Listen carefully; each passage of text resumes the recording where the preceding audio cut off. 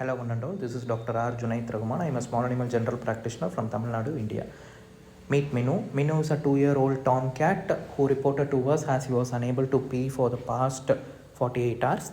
We diagnosed him to have urethral obstruction. Urethral obstruction is a condition where the bladder is unable to communicate with the penis. The tube that connects bladder and the penis is obstructed.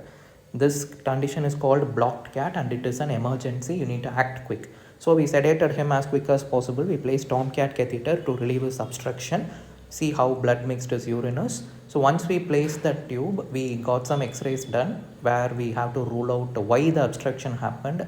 There was no caliculi, there was no masses in his bladder that caused this obstruction, and that's a good thing for him. So urethral obstruction is very common in terms of tomcats. Cats with poor diet, poor environmental enrichment and poor potable drinking water can cause this, and they all come under this feline lower urinary tract disease. There are multiple things in that condition. It could have an idiopathic cystitis, they could have infectious reasons, so other things. But make sure if your cat is unable to pee for a long time or for a half a day or so, and if your cat uses litter tray very often but there is no pee coming out, your cat is restless, and when your cat pees there is very little amount of urine, like drops of urine comes out or that is blood mixed, definitely means your cat is experiencing a urethral obstruction. So you need to act very quick, because the longer the urine stays in the bladder, the harder it is for you to manage, and it can change the pH of the bladder, which means there is going to be a lot of bacteria which is going to grow,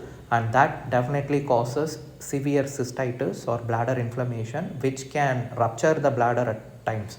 So this is a serious condition. We collected urine samples, we submitted to the lab to find out what it is. We also collect blood samples, and this means you need to act very quickly. So in case of Minu, we collected samples. His samples came back positive for a bacteria called Ehrlichia, which is a very common type of bacterial bladder, but the colony count was very high. So we have to also run an antibiotic sensitivity panel to find out what antibiotic to use against that particular bacteria.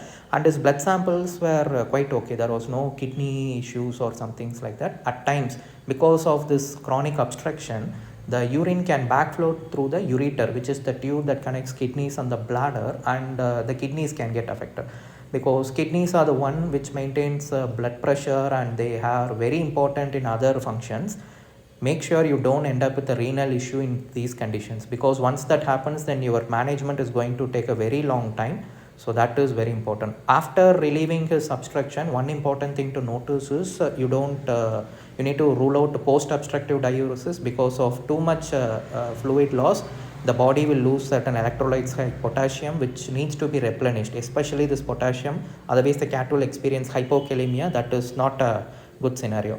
So once you relieve all the urine, make sure you replenish the cat with enough fluids, and make sure you monitor them very closely. Thank you. Have a great day.